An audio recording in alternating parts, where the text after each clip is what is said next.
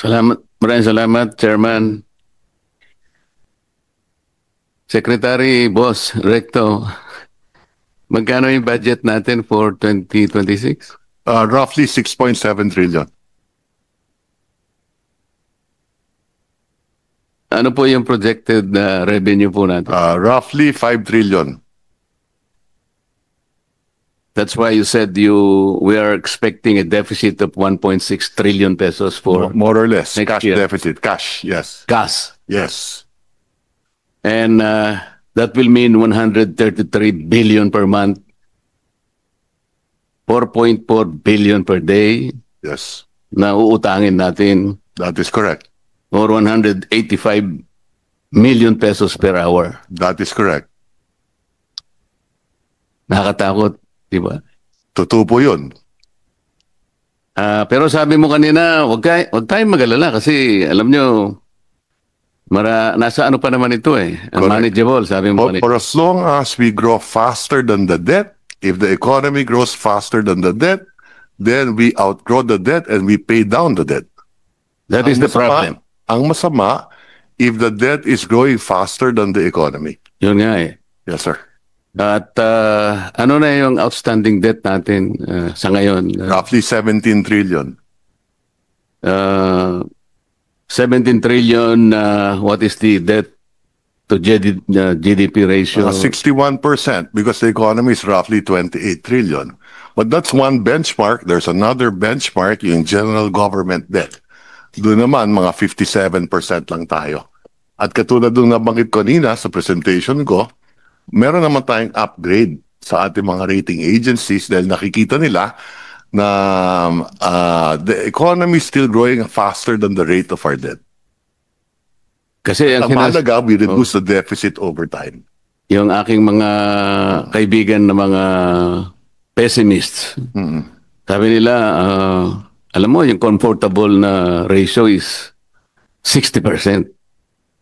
Ngayon, Tama po yun. Nung araw, na-breach mo na yung parang lumampas na tayo ron. depende yan kung ano ang debt mo. Katulad nung nabanggit ko kanina, 70% of our debt is domestic. Hindi, 69% na sinabi mo kanina. Oh, 69, 70%. Roughly, Okay, 70%. Yes. Kasi tinatandaan ko lahat ng sinasabi mo. Tama po yan. Tama po yan. Ganito so, 69% ang Okay. domestic. Ang sabi mo kanina, pumaya pa tayo because, ang domestic natin ay 69%. Correct. At lahat naman ng yan ay napupunta na dagdag na kita ng ating mga kababayan. Utang natin sa ating sarili. Tama po yan. Yes, sir. Ang problema, kamukha nung napapatunayan sa aming mga pagbubungkal nitong mga flood control, mukhang yung mga ibang nauutang natin na ito nga ay naitatawid natin sa mga projects, lalo na yung flood control. Kahapon lang na naka-establish na kami ng dalawa na ghost projects. Ang totoo niyan, binubungkal namin, there are about 60 potential flood control projects na ghost. So, kasama dito ay itong 69% hindi bumabalik sa kita kasi puro ghost ang nangyayari. Ito yung nakakatakot, Secretary. I agree with you. At katulad ng nabanggit ko kanina, we have to grow faster than the debt. So halimbawa, kung yung flood control yan, nagastos ang tama yan, mahigit 200,000 trabaho na ibigay sa ating mga kababayan. At siguro yung ekonomiya natin hindi lang lumago ng 5.7% o 5.9% in the last 3 years on the average, kung hindi masigit pa. So nakakalungkot talaga itong problema sa flood control. At siguro, meron din akong gustong kung mamarapatin po ninyo, maybe I can show you one slide dahil baka makatulong sa ating committee. Maybe I can show the DPWH slide. Meron akong slide na nakita at tayo naman matagal na rin tayo sa Kongreso at sa Senado at siguro ito makakapagbigay ng konting kaalaman kung bakit siguro lumaki yung flood control projects. Could we... Flood control. The DPWH slide. Yeah. Can we flash the DPWH slide? Sana, ito makatulong ito. Kung titignan ninyo, itong slide na to, condition of Philippine Road Network. Tignan nyo yung October to 16, 2024. Yung national road natin, kung titignan ninyo, total kilometers, Sa flood 35,000. control na lang kasi flood control lang sinasabi. Hindi, precisely my point. Tignan ninyo, national road, 99.1% tapos na. Tignan yung national bridges, 99.9% tapos na. So kung tapos na lahat ito, pero kita mo yung local roads, yan ang may malaking problema. So ang nangyari, linipat, kasi gawa na yung mga national road, napunta sa flood control as part of the core mandate ng DPWH. Kaya kung akong tatanungin, kulang tayo sa classroom, kulang tayo sa hospital, kulang tayo sa local roads. So siguro kulang na rin tayo sa national. Baka kailangan dagdagan din natin yung national road. Pero wala akong nakikitang data tungkol sa flood control. Opo. Salamat po sa karagdagang karunungan, Secretary. Salamat po. Babalikan po natin yan kasi Opo. pagdating na ng pagtatanong ko kay Secretary ng TBM, madadaanan natin yan. Opo. Yun pong 6.7 trillion na budget, ilang porsyento po yun ng ating projected GDP? About 22.5%. Yeah. Roughly. Thereabouts, no? Where is it? Ito yung disbursement. 22%? 22%. Where is it? 21.5? The disbursement, 22%. Yeah. That's 22%. Yes. Yeah. The disbursement is 21.5. And what is our projected GDP? About 30 trillion. 30 30 trillion, more or less, yes. So we need to grow by how much in order to achieve this? If the deficit will grow by 5.5% this year and the economy grows by, in real terms, by 5.5%, then equal lang. If the But we need to overtake, That's correct. kasi dapat mas mabilis ang growth Correct. natin sa economy. Correct. So what should be the growth, So, ideally? halimbawa, correct. So today, we expect the economy nominally to grow roughly about 7.5% to 8%, nominally including inflation, and the debt will increase by about 5.5%. Another way of looking at it, halimbawa, if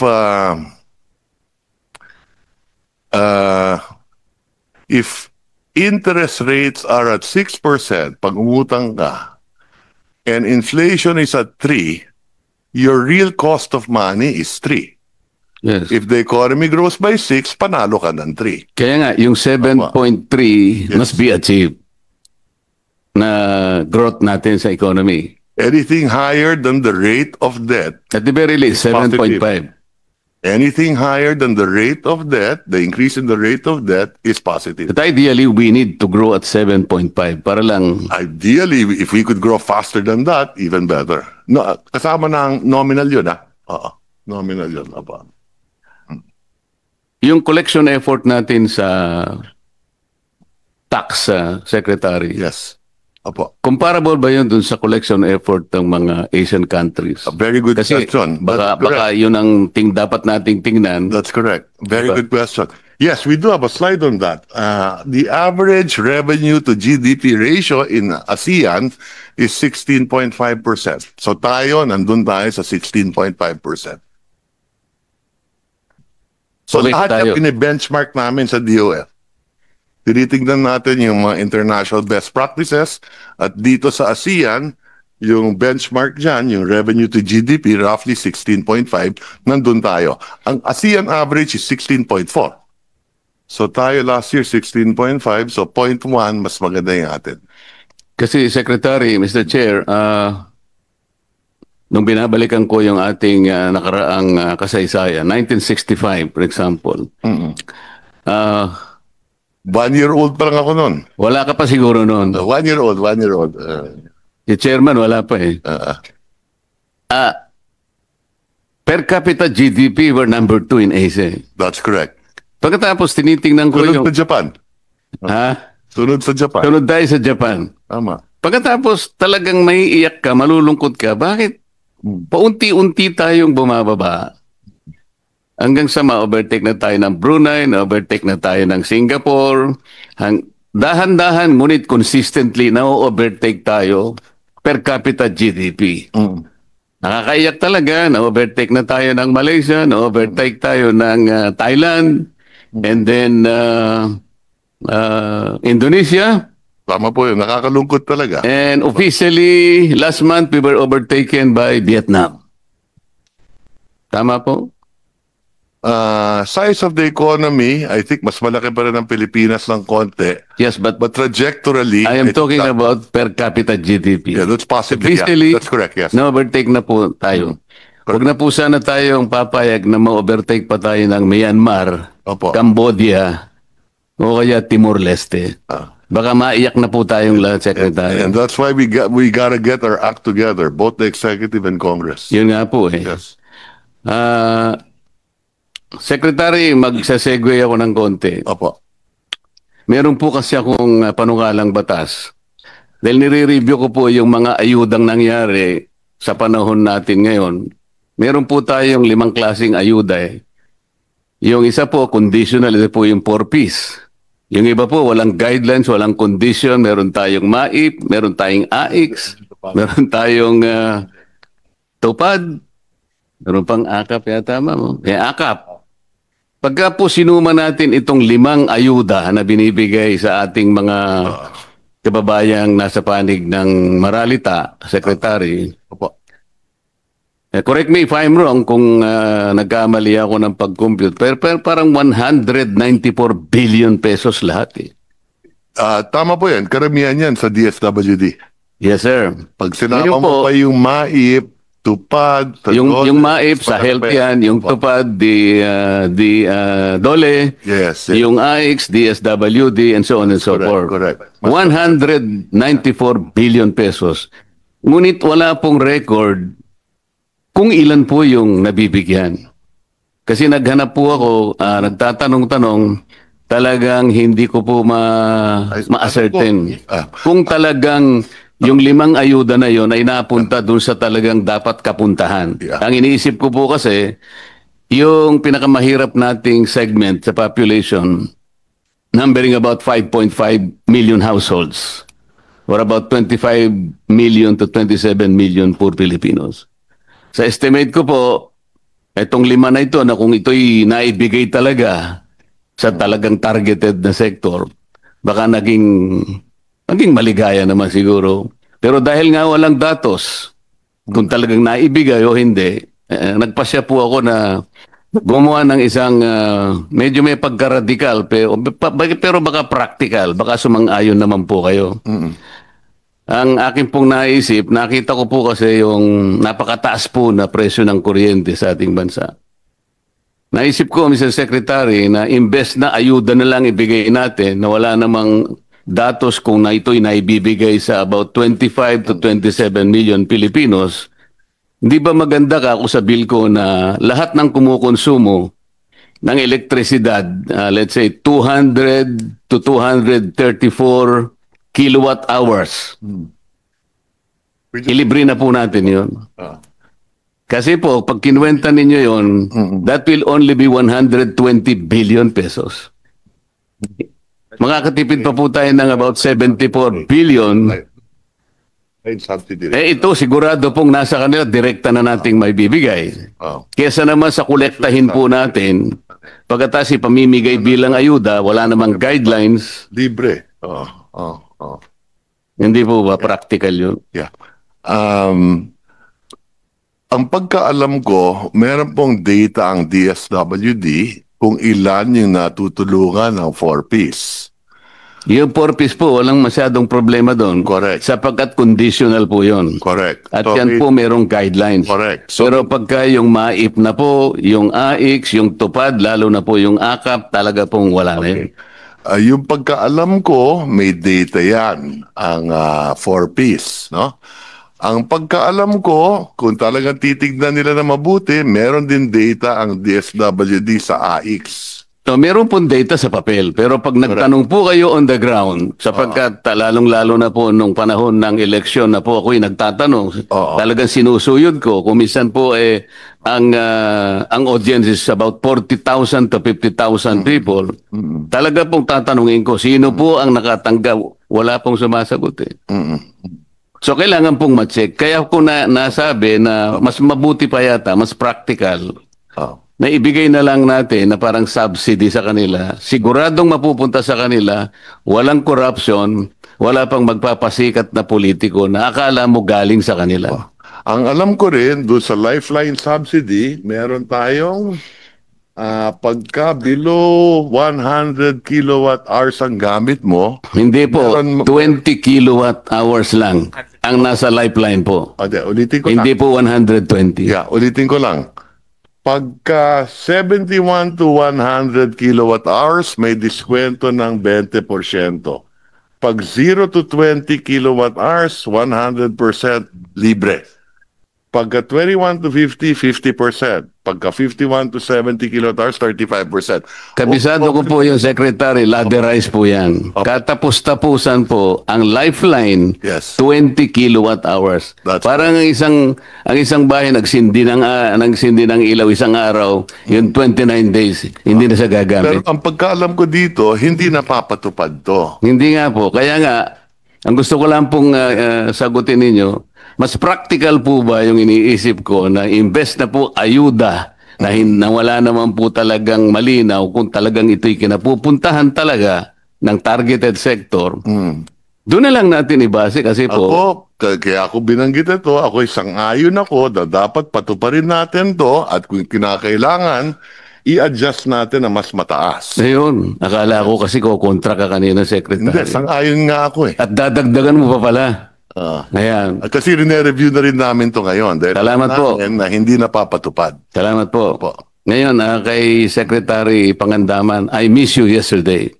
Kasi ikaw ang inihintay ko eh. Kaya lang nandito po kayo, kaya Pero pinatawad, sino po nandun po si... pinatawad ko na kayo. Si Mr. Toledo nandun eh. Oo.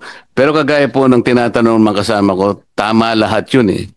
Kasi po ang una kong initial na datos na hiningi ko sa inyo, yung diferensya nung NEP at saka nung GAA, talaga pong napakalaki ng diferensya.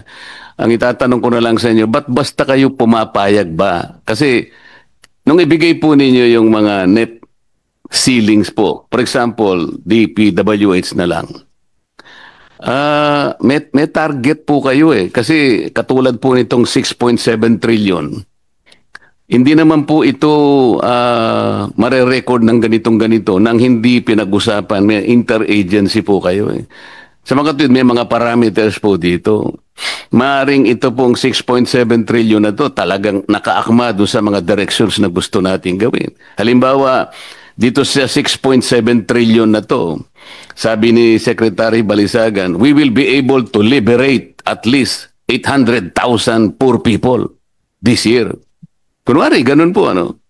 Ngayon, madi-displace, ma-upset ngayon yung ano sapagkat kumuha ang program, kumuha sa ganito. Tama naman po yung mga nauna kong kasamang nagtanong. Kailangan may vetting procedure. Do not accept this parang submissions ng isang agency, parang gospel truth. Sayang po eh. Nawawalan lang ng katuturan. Lahat po ng ating directions, lahat po ng targeted natin, mga economic indicators, papunta nga po sa gusto natin, we need to grow at 7.5%, sabi natin, para lang malampasan natin yung deficit natin, yung utang natin, maunahan natin, makapagpundar tayo ng mas maraming pangkabuhayan, para kahit nangungutang tayo, natatakpan nating lahat. Lahat po ng ito na upset, nasisira, because bigla na lang isisingit si ganito. Isipin mo isang congressman, malalaman niya, paano niya ma-access yung program, hindi naman niya kayang gawin yun. Yun po yung aming mga gusto lamang sanang makitang reforma sa ano natin. Kaya ko po ganun na nagsimula ako sa paghingi noon, Gusto naming makita, sino-sino po ba yung mga makakapangyarihang mga tao na yun na sila lamang ang may karapatang bumulong para, ibahin mo yan. Bakit po sa Congress? Nagtagal po ako ron eh. Pagkatapos naming magdebate ng 3 buwan, parang formalidad na lang, Mr. Chair. Eh di may mga adjustment na, ano po, bago isubmit bago maging HGAB. Magkikreate sila ng small committee. 3 lang sila. Hindi na namin alam po kung sana ma'am, nandun ka pa. Huwag kang pumayag habang nag-uusap sila, nakabantay ka. Hindi nyo pwedeng gawin naman yan. Sobra naman yan. Parang ginagawa naman ninyo akong kengkoy dito. Ito yung ginawa namin because we're supposed to target all this. Meron kaming mandato sa ating 3 tao lang kayo, iibahin ninyo, i-reconfigure nyo lahat ito. Hindi ba ma'am yun ang Kung pwede lang po, sana. Ay, papwedihin natin. Hindi po pwedeng, Sige po. gano'n. Bakit di ba natin pwedeng gano'n? Nakabantay ka lang doon. Halimbawa, nag-bycam. Nakabantay ka sa bycam. Hindi ka naman magpa-participate, pero tinitingnan mo sila. Hindi ba? Point, Ken, Ay, hindi Senator. papapasukin. Ay, si chairman, siguradong papapasukin ka. Sige po. Basta po, papuntayin niyo po ako. I will attend po, Mr. Chair. Salamat po. Secretary Balisagan, in-improve mo yung food, anong tawag mo ron? Poverty threshold, Hindi, yung sa pagkain eh, sabi mo. food threshold. From 11-something thousand, naging ginawa mong 13,873, di ba? Hanggang sa 2023 lang ho yan. That will still be adjusted upward to account for inflation. So itong estimate mo is only good for 20 hanggang 2023. Ito yung kasi yung currently adjusted. 25 na tayo. Bakit, nga ho. bakit ang binibigay mong dated 2 years ago? Ngayon, i-adjust pa nga namin ito to account for inflation. Kaya it will be higher than the 13,873. So just as to Yun po yung gusto kong itanong sa inyo. Yung 13,873, ano po to? Deflated na to o hindi? inflated na hindi. It at pesos in 2023 ho kasi yung last number natin was 2023 kaya yung old number Ano yung base year nyo? 2023 ho. 2023. So this is already not nominal, it is deflated. Well, yeah, that's why we want to adjust that for Yun nga, 2025. even if we hold this as correct, Yeah. bali 462 pesos per day. Ito yung pagkain po ng isang pamilya. Ang assumption po ba natin is a family is composed of 5 members? Remember so Okay. So 5 yung dalawang mag-asawa, 3 anak. 462 pesos ang budget nila sa pagkain. Sa mga tuwid, ang agahan nila is worth 154 pesos. Ang lunch is worth 154 pesos. Ganun din ang dinner. Is this realistic? the interagency committee ho na these are composed of Okay lang po yung interagency. Pero paano po ninyo? realistic ho naman ho sir kasi those were determined by the Department of Health, the Department of the Food and Nutrition Research Institute. Sila yung ano pong nutritious food ang ipakakain natin? 154 pesos ang budget para sa tanghalian ng 5 tao. meron silang menu ho na and then these are kasi priced at the most at the local level ho at saka yung the source of the nutrients are sa mga locally available source. So hindi yung binibili sa SMO or restaurants ho yung Ang assumption po kasi natin, accessible po yung sinasabi ninyo na combination Palagay po ba ninyo ganun kakadali yun? Kung halimbawa po ang nandito sa ating kapulungan ngayon, mga ina ng tahanan, baka magagalit po sila Ano po ba yung sinasabi ninyo? Sabi, 154 pesos, pakakainin ko yung pamilya ko. Saan ko kukunin ito? Hindi po accessible, hindi readily available. Because the country is not food secure. Hindi kagaya po ng Singapore na ang Singapore wala siyang agriculture. But anytime of the day, anong klaseng pagkain ang gusto niya? Anong lasa ang gusto niya? Ilang nutrients na available yon? That's the problem there. Yeah, ang purpose ko... I mean, I'm only trying to tell you the real picture. I understand, Okay. Mr. Chair, yeah. The purpose here kasi ho is not really to estimate a decent standard of living or which depends on, of course, the lifestyles and preferences of households. But to simply say that if you have this particular level of income, you are not likely to fall that below that that level of standard of living na sa mababa. Yes, we understand the Secretary. The problem is that assumption is so general na hindi po mag-fit talaga. Kaya siguro aralin po nating mabuti. Ang basahan naman natin, Mr. Chair, sa mga international practice, hindi naman itong exercise na ginawa natin sa atin. Yes. Over time kasi, ang practice... Mr. Chair, may time pa ako? Wala na po. Wala na. Pero Pwede bang isa na lang para pasensya ka na? Yun Pero quick interjection, Mr. Chair, with the indulgence of Senator Okay, Marcoleta. Quick note lang po, Secretary RC, dun sa sinasagot nyo kay Sen Marcoleta. I should think ang target natin o ang baseline natin should be a decent standard of living. Opo, na hindi lang peg sa kung ano yung minimum wage ngayon or what, but totoo po, a decent standard of living. Yun lang po. I was very struck kasi by yung isang sinabi nyo po. And then let's peg the rest of our budget assumptions and targets and actual appropriations to that. Salamat, Mr. Chair at Senator Marcoleta. thank you. Yeah, go Isa ahead. na lang, Mr. Chair. Sige po. Sa 2026 po, Secretary, ang LGUs po ay magkakaroon ng 1.35 trillion share po sa kanilang, yung nata po, hindi ba? This is about 13% increase. Tama po, ano? Ang problema po nito, parang sa papel, masayang-masaya po yung ano eh. Kaya lang kung di po ako nagkakamali, merong executive order, I don't know, parang 130 na para ma-avail ng LGU po yung additional na nata. Dati IRA sa kanila yon. They have to comply with total devolution. Kung halimbawa, kamukha ng Valenzuela, sasabihin ni Mayor West, hindi ko na tatanggapin ng konting barang idadagdag mo sa akin if I need to be. Isipin nyo sa iba pong mga barangay na malilito, kaya munisipyo. For example, even a communal irrigation, siya na.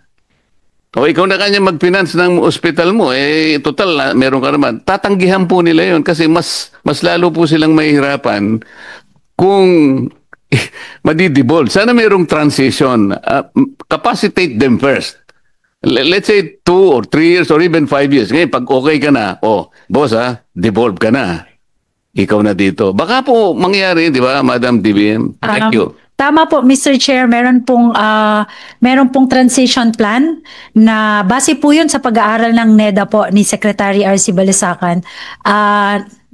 Na present na rin po niya yung result. Kinakailangan po ng transition plan at saka yung capacity building sa ating mga local government units at karagdagang support po doon sa mga lagging, yung talagang hindi po kaya ng full devolution. Hinihintay lang po natin yung executive amendment dun sa executive order na nabanggit niyo po kanina para magkaroon po tayong transition, Mr. Chair. Sige, salamat po. At saka sa susunod naming hearing, sana po nandun na kayo. Mas gusto ko po kayo kaysa kay Mr. Toledo. Mr. Chair, salamat po. Basta masarap raw pagkain sa Blue Ribbon, Chairman. Next is Senator Hontiveros. Salamat, Mr. Chair.